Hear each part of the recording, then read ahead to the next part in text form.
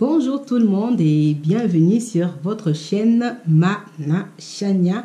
Je sais par la grâce de Dieu que vous allez bien, soyez bénis et merci une fois de plus d'être fidèle à votre chaîne Mana Chania. Si c'est la première fois que tu regardes cette vidéo ou c'est la première fois que tu découvres cette chaîne, n'hésite pas à t'abonner, tu es dans un bon endroit. Je voudrais passer aussi un message pour tous mes nouveaux amis Facebook, pour tous les nouveaux abonnés Facebook. Je vous prie s'il vous plaît de bien venir vous abonner sur la chaîne YouTube Mana Chania. C'est très bien de me suivre sur Facebook, mais s'il vous plaît, venez aussi vous abonner sur la chaîne YouTube afin de faire avancer l'œuvre, s'il vous plaît, et de soutenir la chaîne. Merci beaucoup. Alors aujourd'hui, nous allons parler de nos familles.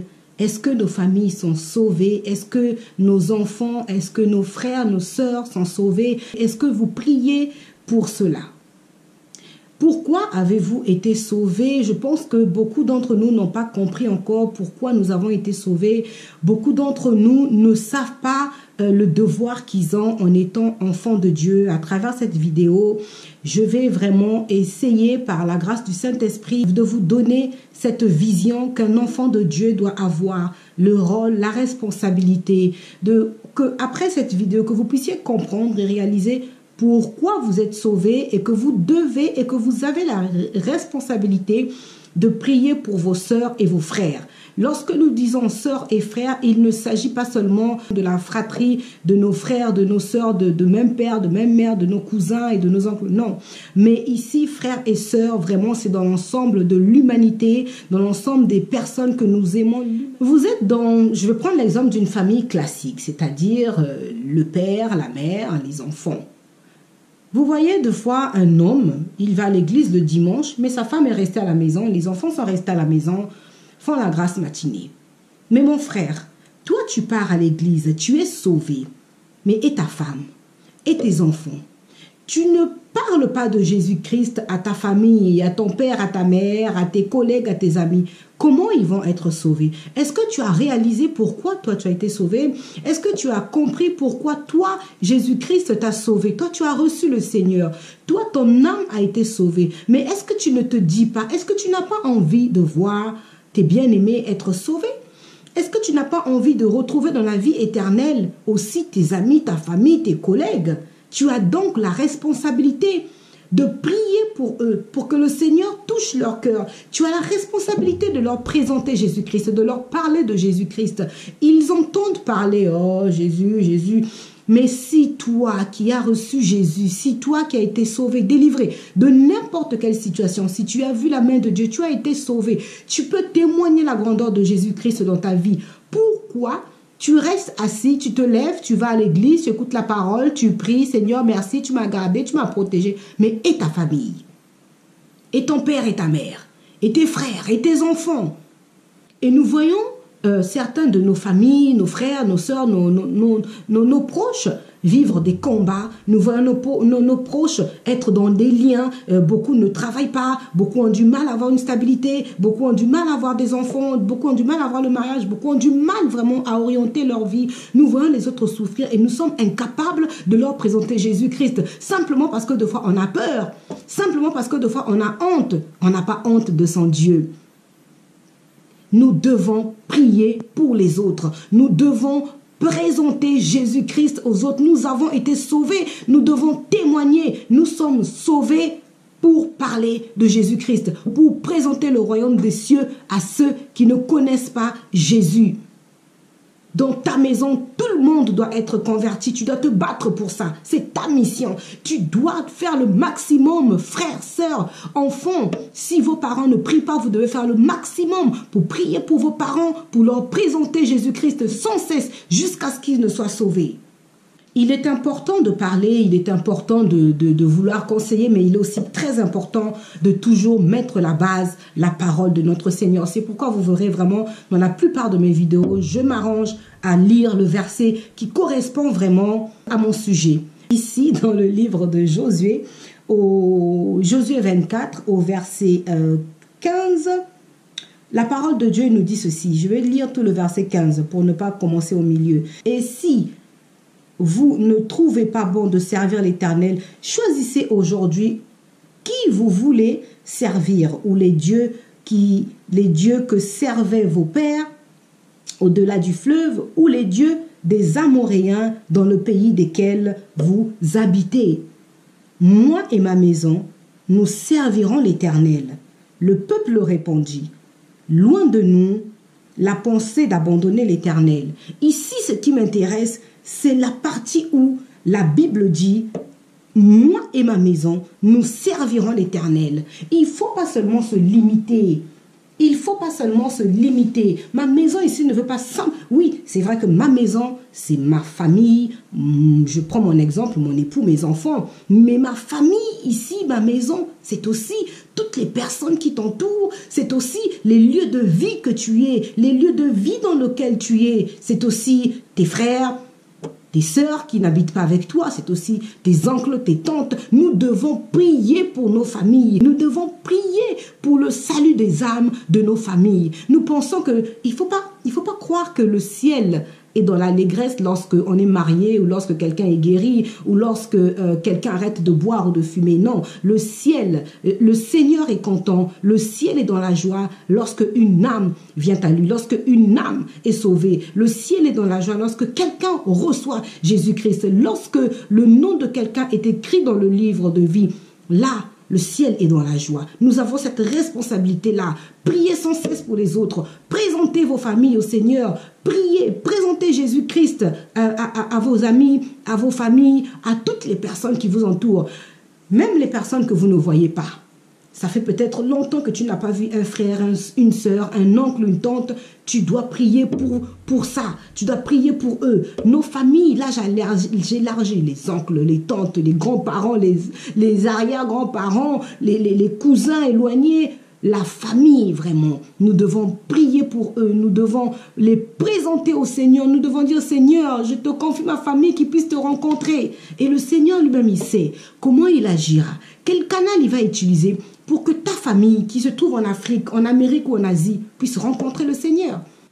Nous voyons bien comment nos familles, comment notre entourage qui ne connaît pas le Seigneur marche dans toutes les lois qui sont contraires à celles du loi du Seigneur. Nous voyons comment nos familles sont en train de patauger dans le lien, comment nos familles sont en train de souffrir, comment nos amis souffrent. Écoutez, moi ça me fait plaisir lorsque j'apprends qu'une amie a commencé à prier ou qu'un frère a rencontré le Seigneur, que quelqu'un de ma famille a rencontré le Seigneur et né de nouveau. Ça fait plaisir. Mais comment toi, frère, sœur, toi qui connais le Seigneur, tu es incapable de présenter Jésus-Christ à ta famille, de présenter Jésus-Christ aux personnes qui t'entourent, aux personnes qui souffrent, même dans la rue. Tu peux rencontrer quelqu'un, tu peux, par une occasion que le Seigneur peut permettre, et le présenter Jésus-Christ, lui dire que tu sais, moi j'ai été sauvé, il peut te sauver aussi. Tu sais, la vie ne s'arrête pas aujourd'hui. Sur terre, nous ne sommes que de passage. Nous avons la vie éternelle qui nous attend, et c'est maintenant que nous devons gagner cette vie. C'est ça. Nous sommes sauvés pour servir le Seigneur, pour parler du Seigneur. Vous remarquerez que la plupart des gens dans la Bible qui ont été guéris, qui ont été délivrés, le Seigneur leur dit souvent, va et dis ce qui est arrivé. Dis ce qui s'est passé. Pourquoi? Ça veut dire que nous avons le devoir, nous avons la responsabilité, lorsque nous sommes sauvés, d'aller présenter Jésus-Christ, d'aller dire ce qu'il a fait. C'est ça la responsabilité, c'est ça le devoir d'un enfant de Dieu, c'est ça le devoir d'un chrétien. Nous avons aussi un autre verset où on voit que lorsque Jésus guérit quelqu'un, lorsque Jésus sauve quelqu'un, cette personne sert le Seigneur. Si vous lisez le livre de Matthieu 8, vous pouvez commencer au verset 14 jusqu'au verset 15, la Bible dit que Jésus, la belle-mère de Pierre qui était malade, Jésus l'a touchée, elle a été guérie, elle s'est levée. On dit, lorsqu'elle fut guérie, elle se leva et le servit. Nous devons servir le Seigneur. Il y a plusieurs services. Ce n'est pas seulement être pasteur, ce n'est pas seulement être apôtre, ce n'est pas seulement être prophète qui est servir le Seigneur. Beaucoup de gens me demandent si je suis prophète ou pasteur. Non, ce n'est pas ça servir le Seigneur.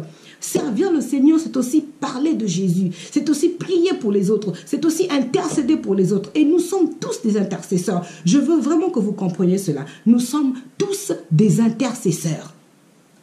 Vraiment, si vous êtes content de cette vidéo, n'hésitez pas de vous abonner. Abonnez-vous si vous n'êtes pas encore abonné. Partagez la vidéo. Cela peut sauver un frère, cela peut sauver une famille, cela peut sauver quelqu'un. Abonnez-vous et partagez la vidéo. Vous savez, souvent, vous avez vu par exemple quelqu'un qui avait une vie pas très conforme avec le Seigneur, quelqu'un qui était dans la débauche, dans l'alcool, dans la drogue, quelqu'un qui était même sorcier, je vais aller plus loin. Et vous voyez cette personne, vous rencontrez cette personne un jour où vous apprenez, ah, tu connais tel ou tel, ben, il a changé, il est né de nouveau, maintenant il prie, maintenant il va à l'église, il a changé de vie. Tu sais, il était beaucoup un homme à femme, il n'est plus comme ça. Mais vous savez pourquoi cette personne a été sauvée? Parce que sûrement, quelqu'un priait pour lui. Parce que certainement, quelqu'un lui a présenté Jésus-Christ. Alors que toi, tu le vois, tu ne lui parles pas de Jésus. Tu ne lui présentes pas Jésus. Mais la prière que tu fais, les prières que nous faisons, lorsque nous prions pour les autres, pour que le Seigneur rencontre nos familles, pour que le Seigneur sauve nos familles, et croyez-moi, cette prière a de l'effet, elle a de l'impact parce que ce que nous ignorons souvent, c'est le pouvoir de la prière. La prière, le Saint-Esprit localise. C'est-à-dire que toi, lorsque tu pries, Seigneur, sauve mes frères, qu'ils rencontrent Jésus, qu'ils puissent te rencontrer, qu'ils soient nés de nouveau, qu'ils soient convertis. Ta prière, elle est reçue. Et le Seigneur, il sait comment lui-même il va, quel moyen il va utiliser pour transmettre cette prière, pour que cette personne soit touchée. La seule chose que tu dois faire, prie pour cette personne. Présente Jésus-Christ aux personnes qui sont devant toi. Ce que je fais à travers cette vidéo, je vous présente Jésus-Christ, lui qui est l'agneau immolé qui est mort sur la croix, lui qui a porté nos meurtrissures, c'est ce que nous devons porter, lui qui est le médiateur entre le Père et nous les hommes, c'est ce que nous devons passer comme message. Nous devons dire à nos familles que Jésus-Christ c'est lui qui va nous sauver, que la vie ne s'arrête pas là. Nous ne sommes que des voyageurs sur cette terre, nous sommes en transit, nous sommes de passage. La vraie vie, c'est la vie éternelle et elle se prépare maintenant. C'est maintenant que l'humanité doit choisir s'il veut la vie éternelle ou s'il veut la vie dans les ténèbres. L'enfer existe et c'est maintenant que nous devons préparer cette vie. Et nous avons cette mission d'aller parler à nos familles, prier pour vos familles, parlez-leur de Jésus-Christ. Les parents, les pères, les mères, portez vos enfants à l'église. C'est pas à eux de décider. Moi, je ne veux pas y aller, je suis fatiguée. Tire-le, transporte ton enfant à l'église. Un jour, peut-être que c'est cet enfant-là qui te sauvera, qui deviendra peut-être pasteur. Peut-être qu'un jour, c'est cet enfant-là qui pourra prier pour toi pour que tu sois guéri d'une situation, d'une maladie ou de n'importe quoi. Priez pour vos familles. Présentez Jésus-Christ à vos amis. Présentez Jésus-Christ à vos parents. De la même manière que nous présentons les vêtements, les modèles, de la même manière que nous présentons, tu sais, j'ai découvert tel magasin, j'ai découvert telle chose. Montrez aussi à vos familles que vous avez découvert qui est le Seigneur des Seigneurs, qui est le Roi des Rois. Priez pour les autres. Présentez Jésus-Christ au monde qui est autour de vous. Présentez Jésus-Christ aux personnes qui sont à vos milieux de vie, aux personnes qui vous entourent, aux personnes qui sont avec vous. Je vais aller encore plus loin. Nous ne devons pas seulement prier pour nos frères, nos pères et nos sœurs et nos copines et nos amis. Nous devons prier pour toute l'humanité, pour les dirigeants politiques. Nous devons prier pour toutes ces personnes qui sont dans les ténèbres, qui sont dans la magie, dans les pratiques obscures. Nous devons prier pour eux. Nous devons prier pour eux, pour que Jésus les rencontre. Oui, certains, c'est vrai, sont condamnés, mais priez. Le Seigneur lui-même, il sait qu'il va sauver. Priez, priez, présentez le Seigneur aux gens. Ne soyez pas égoïstes. Et vous savez, le ciel se souviendra de vous. Hein? Le ciel se souviendra de vous. Lorsqu'une âme accepte Jésus-Christ, lorsque quelqu'un reçoit le Seigneur, grâce à toi, par ton canal. Mais écoute, ma soeur, mon frère, le Seigneur ne peut pas t'oublier. Le ciel ne peut pas t'oublier. Il se souviendra de toi. Un jour, le Seigneur se souviendra de toi. Que grâce à toi, un jour, le ciel était dans l'allégresse parce qu'une âme a été sauvée grâce à toi, par ton canal, par l'œuvre que tu as accomplie. Dieu rémunère. Il les rémunère toujours. Et ce sera peut-être une forme de rémunération que tu auras un jour. Le Seigneur se souviendra de toi. Oui, je t'assure. Donc, je vous encourage vraiment à prier pour vos proches, à parler de Jésus-Christ à votre entourage. Nous sommes dans le temps de la repentance. C'est le moment de se repentir, c'est le moment de se convertir. N'ayez pas peur de leur dire, n'hésitez pas de leur dire. Aujourd'hui, s'ils meurent, aujourd'hui, où irons-nous? Où irons-nous après la mort? Si Jésus-Christ revient là aujourd'hui, demain, que va-t-il se passer pour eux qui n'ont pas accepté le Seigneur? Alors pour terminer, j'aimerais dire que même toi qui vas partager cette vidéo, c'est ta façon de présenter Jésus-Christ aux autres. Toi qui vas mettre cette vidéo sur ton statut WhatsApp, sur Instagram, toi qui vas partager cette vidéo sur Facebook, sois béni. Toi qui vas parler aux gens de cette chaîne Mana Chania où vraiment on parle de Jésus-Christ, où on parle du Seigneur, toi aussi tu es béni et toi aussi le Seigneur se souviendra de toi. Oui, ça sera ta façon de présenter Jésus-Christ aux gens. Alors, n'hésitez pas. Toi qui es là pour la première fois, abonne-toi, partagez la vidéo, n'hésitez pas de liker.